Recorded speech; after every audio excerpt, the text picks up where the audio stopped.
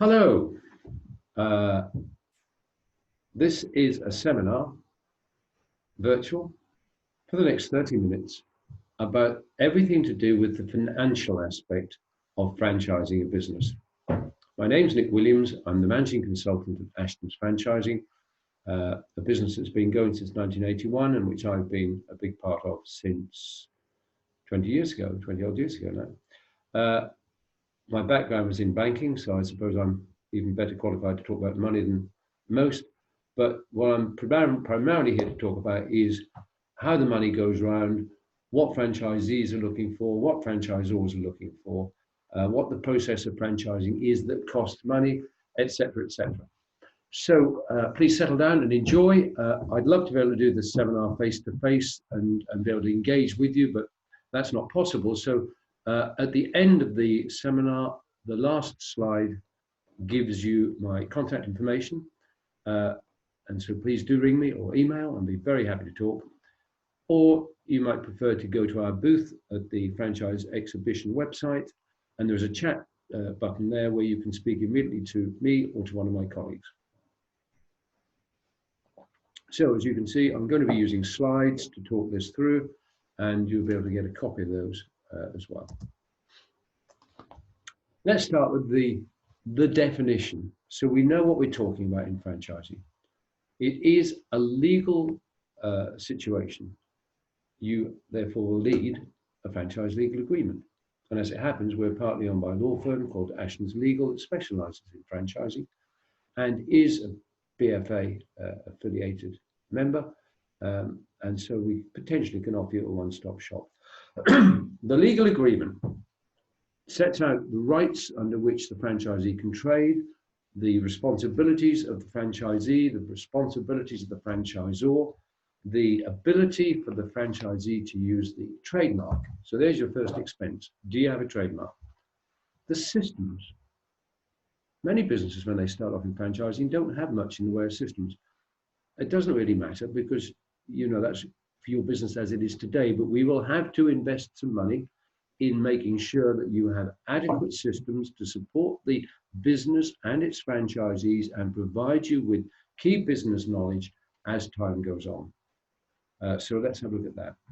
And then the agreement allows for the franchisee to have the knowledge to establish a new location for the business. Good news for you as the franchisor is that they're paying for that and not you. It's called a full business format franchise. What that means is we're providing the franchisee with a complete business model. We're not simply teaching them how to put stuff on the lawn to make it green 4 times a year, which is, you know, basic lawn treatment business, but we're actually teaching the franchisee how to go out and get business, providing him with marketing collateral, providing him with an accounting system, providing him with a customer management system, a website, and so on. All of those things we'll be providing. We need to make sure what we've got is good enough. When I say we, I'm talking as though you were the franchise or and I was part of it. Lots of people say to me, well, why do franchisees become franchisees? Why don't they go off and set up their own business? That's a fair question. The reality is that you, as a potential franchisor, have already taken a decision to be a businessman, to do it yourself. You have enjoyed the journey, you enjoyed the risk, you might have actually had lots of sleepless nights, made some mistakes. We've all done that. Learned from them. That's what a franchisee is buying. They're buying your proven knowledge. So they're investing because they haven't got the confidence, or perhaps they haven't got the germ of an idea to go out and do this thing for themselves, but they want to be in business. So this is a nice halfway house. They're in business in franchising terms for themselves, but not by themselves. You provide them with a turnkey package. They pay money for that. They're paying for your methodology. Try that one more time. Methodology. You're providing them with a business that is going to give them sufficient profit to get a living and to repay the investment they made to come on board in the franchise and to pay you your margin, which of course is what you'll want for being the franchisor in the first place. they want something that, you know, really actually can be replicated, um, because you've already done it. Maybe you've opened your first business area, then gone on to do a second one, or you've taught other people. Um, you've got a business that's got good branding. You've got a business that has been there for a while. Brand new businesses shouldn't franchise. They don't know enough. They don't know whether they'll be there in 12 months' time. They can have a great idea and all the enthusiasm you like, but put that into practice first. Make the mistakes. Be able to do the business standing on your head and then franchise. Because that's what a franchisee is looking for. They're looking for that.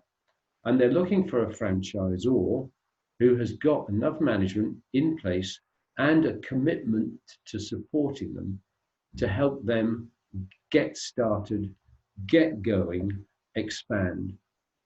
A good franchisor doesn't just get people started in year one and then wave them off. A good franchisor invests time in growing them, because there's no doubt that the best franchisees in any network are the ones that have been trading for a while. They then know what they're doing, they're comfortable, they've built some business, and it's worth investing in them to help them to grow a bit more, training them up to the next level of experience. Initially, a franchisee may be trading just on his own, where he intends to employ people. So it may be he's never employed people before, he's come from an employed background. Later on, he'll need your support to help him move to that different relationship whereby you're working with staff, you're working with people, employees, colleagues, as we call them nowadays, of course. But the franchisee needs to understand how that all works. That's why they invest in a franchise. That's what they want from you as the franchisor. Now, from your perspective, Mr. Potential Franchisor, you're about to start a new business. You're still doing what you did. You still have the day job going on. So you've got to keep an eye on that. Or somebody has to, a co-director, a partner, whoever it may be. But the new business of franchising is about finding, recruiting, supporting franchisees, providing them with the infrastructure. And so you're running something that's different to what you've run so far. You will normally set up a separate company in order to ring fence your risk. In other words, the know-how stays with the original company, the original business. You then set up a subsidiary and you give it the right to use the know-how, and that way you ring fence your original business in the event that the franchise business fails for some reason.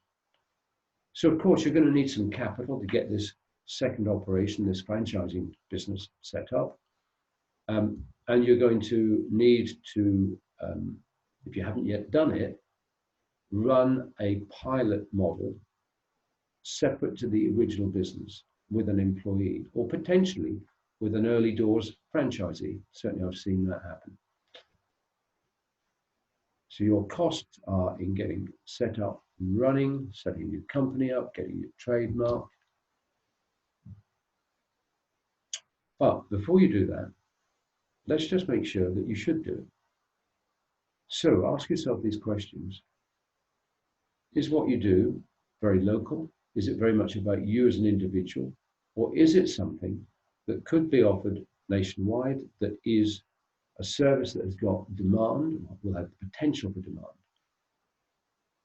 Secondly, do you have written down procedures? Or what you do, is it all about you and your skills, something special about you? Could you document it? Doesn't mean to say you have done so, but can you? Can we write down? Can we write down something, a manual for people to follow, to train them by? Is your business profitable? I mean by that, is it profitable at the operating level? You may well have costs that the franchisee won't have. The franchisee is not going to have to run a CRM system. They're not going to have to run a website. They're not going to have to invest in R&D.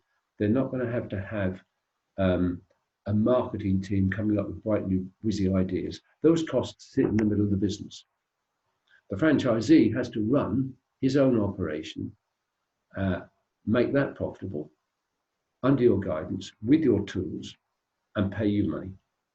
So let's make sure there is enough to go round. Do you have a trademark? Do you meet the criteria of becoming a franchisor? I've said it already.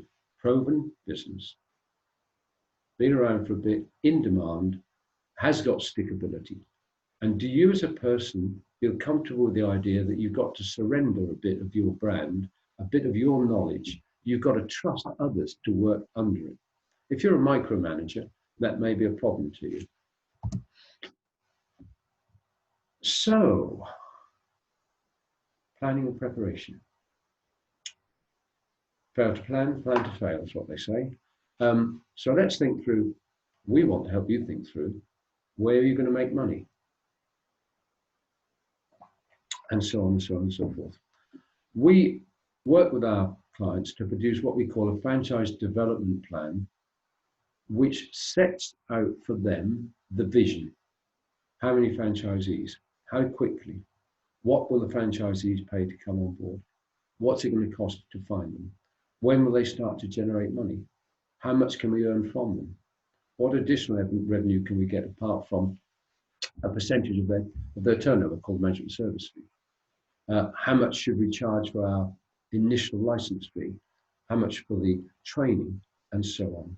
These are the things that we've got to work out. And how long is it going to take us to advertise and market before we get our first franchisees? What we're looking to do is to develop a 5-year blueprint for you to run your franchise operation by, because that is going to determine whether or not this business has got the capability to make money. And it may well be that you then need to go to the bank, or you need to raise funds with an investor in order to bring your dream into reality. We can help you to actually do that planning. Your revenue streams, in case you didn't just get it, are the license fee. That's the fee to use your brand and know-how. The package itself, the hard deliverables, vehicles, equipment, marketing collateral, whatever else they need to get started.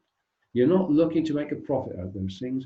You're looking to provide them at cost, because you don't want to burden the franchisee with too much upfront cost so that they can't make money, or that they look at your franchise and think it's overpriced compared to others. You make your prime money on the management service fee, percentage of the franchisee's gross turnover, net of VAT, of course. Maybe the business is very much a cash business that you run, in which case, if you're not sure that you can track the franchisee's revenue adequately, you may need to settle for a fixed monthly fee. Not so attractive as far as the British Franchise Association is concerned. And the reason for that is that if the franchisee has got to pay you a fixed fee from day one, the argument goes that you don't have to try too hard to help them succeed, because you've already got them committed to paying you that money. Whereas the management service fee, the harder you work with your franchisees and on the business generally, the more they'll make. The more they make, the more you make. That's what franchising is. Win-win for both. You may be supplying goods and services direct from your business. It's quite okay to make a margin on that. It may be that those things are being provided by a third-party supplier. You could get an override commission from the third-party supplier. Again, you've had to go out and find them and make sure that you've negotiated competitive costs. So why not? As long as you let your franchisees know that. Potentially, there are other things you might do for a franchisee. You might train his staff. You might do additional courses and training for him that he will pay to come on to improve himself. These are minor things, really. The major thing for you is number 3. Focus on that one. What is it you are going to provide them initially and that they're paying for? Well, of course, the initial training and ongoing. You cannot train everything into people in the first 2 weeks. It takes time. So there's both getting going training and then development training. They'll need whatever vehicles and equipment necessary, whatever marketing materials. You know what it's going to need to set up a second location of your business. That's what the franchisee needs to pay you for, because they need those things. What they will also need is an effective launch. You know, if you start a new business somewhere, you want to make a splash, you want to make a show. Now, however you do that is how the franchisee should do it as well. it's usually a good idea to get them to pay you the money to make it happen. Because if you leave it to them, the chances are they'll try and penny pinch, because that's what people do. And you don't want that, because if they don't get started well, they can't develop well. So we want to put some punch into that launch. You've got to recover your franchise development costs. Number 11, you've got to write a legal agreement. Number 7, those costs get amortized across the first few franchisees, as potentially would be the trademark, because if you've got complications around your trademark, maybe you could spend 1,000, maybe you could spend a couple of thousand, 3 or 5, who knows? Whatever that costs, you might want to recover the cost of having registered that over the first few franchisees. Number 9 means that if you are offering a franchisee a territory to operate in, you can operate in it. So there's a value to that, because you've now lost the right to be there. They will make most of the money from it. You will make a percentage from it. And it's about the value of the brand. You know, the reality is that it would take a franchisee quite a long time to build up a business reputation such as you may have. You're providing them with that now. And ongoing, number 10, the support of you and your team to be there for the franchisee, answering questions, handling difficulties, encouraging, motivating, bringing the franchisee network together for communication from time to time, making sure you communicate through all the modern ways that we can do so on a regular basis. That's what you deliver. That's what they pay for. So to franchise your business, there's a 3-step process. And we've determined this over the many years. It's how we work, which is step 1. We want to look at your business, work out how it will be franchised, should it be franchised, develop that business plan for franchising I talked about. We've got a checklist of stuff to go through. We know what to look for. And we have the same procedure, by the way, if you're thinking going international as you would in national franchising. So having done the analysis, done the business plan, worked out that it's a great thing to do, now you've got to move on and put together all the things that are on this page. And it will take time, 3 or 4 months in our experience, to get somebody up and running. And there's a lot to be thought through. Then the interesting piece is, well, where are we going to find franchisees? How much is it going to cost? So let's think firstly. What we don't want to do is to try and bring on too many, because we must make sure that we've got sufficient management bandwidth to support and train them when they get started. If we don't do that, and we have to leave the first ones in order to go on and start up the second ones, and then start up the third ones, the first ones won't get going. They won't be successful. If they're not successful, you'll get a bad reputation. It'll be harder to grow your business. Plus the fact, because you're a new franchisor, like most things, it makes sense to go into it steadily. Walk before you run, as the slide says.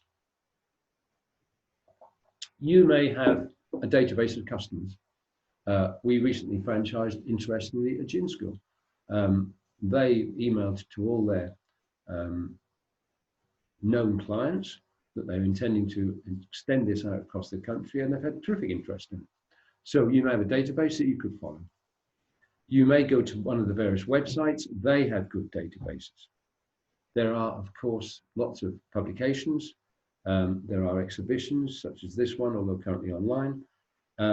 It may be that you go to a broker who will match franchisees to your brand. All these things cost money. Let's work backwards. Let's decide how many franchisees we want, say 3 or 4 in the first year.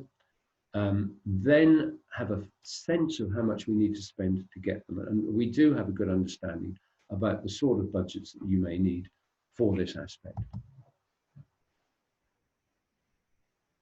To get ready to franchise, I mentioned 4 months to do the main work, the detailed work, phase 2 of the 3-step process. You could spend anything from 5 to 50,000. We could do just a tiny piece of work for you. You could be a big brand that's got large objectives and you've got a big marketing budget to push at it, in which case you could go up to 50K. I've seen that. It's not impossible, but it's unusual. Mostly, we find that we try to match what you're looking for as the client with what we provide to you so that you can dip in and dip out, a sort of pick and mix thing, but always aimed at providing you with good value. Now, the banks love franchising. They like to support franchisees because franchisees are buying into a successful business. It's already proven. That means the franchisee's risk of failure is reduced compared to people who go into straight startup. But the banks want to see, if the banks are going to lend to a franchisee, or if they're going to lend to you as the franchisor, they want to see a business plan. They want to see something that sets out how it's going to operate. So if you've got to raise money to be the franchisor, you need that first phase planning document that we talked about earlier on. And it's a good idea to go to your own bank, of course, because they know you, but then maybe one or two of the others. All the major high street banks are very supportive of franchising. Some of the emerging banks don't have any understanding of it as yet, as you might expect. So not only do you need to develop the franchise development plan, but you need to give the potential lender an understanding of yourselves, your backgrounds. It's a good idea to produce a SWOT analysis, which we do actually, so that you can provide answers to the questions that the bank will ask. The banks tell me today that lots of businesses are still putting forward business plans based on pre-COVID pre-COVID trading. It's not realistic. The banks need to know what's happening in the world of today. So make sure any business plans reflect that. And your business plan will cover all these things that as a franchisor, you're going to provide to your franchisees because they know what support franchisors should provide to franchisees. So they look to see it in the plan to make sure you thought it through, to make sure you put in the costs. Then obviously you put in the revenue projections and the whole piece. Now we can do this for you. We can get you ready so you can go to find your money and then get started. So financially, franchising works well for franchisors. We've seen many brands become very successful, float in the stock market. One that we undertook not so long ago called the Egg-Free Cake Box was a lovely, very simple business to operate. It's been immensely successful for its founders and its franchisees. And yet it's not a complex business. Money is to be made, and franchising is a great way to do it. So understand it takes 4 to 6 months to get ready. You'll need funding. You'll be well advised to use good people to advise you who've got experience. Don't have too great and fancy ideas to start with. I say use a one-stop organization. That's Flexibly, that's us. So we'd be very happy to talk with you. And to do so, my details are here. We'll send you these slides. We'll send you our guide to franchising. And I really look forward to talking with you. Thank you for listening and good luck in your future as a franchisor. Thank you.